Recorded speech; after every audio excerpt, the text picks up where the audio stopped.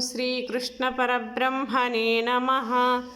श्रीमद्भगवद्गीता अथ द्वितीयोऽध्यायः 69వ శ్లోకం। या निशा सर्वभूतानां तस्यां जागर्ति संयमी यस्यां जागृति भूतानि या निशा पश्यतो मुनेः। హరి ఓం। సాధారణ మానవులకు రాత్రి వంటి జ్ఞానదశ యందు యోగి మెలకువతో ఉండును।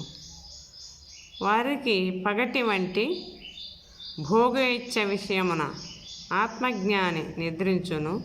భోగి చీకటి, యోగికి పగలు, యోగి చీకటి, భోగికి పగలు।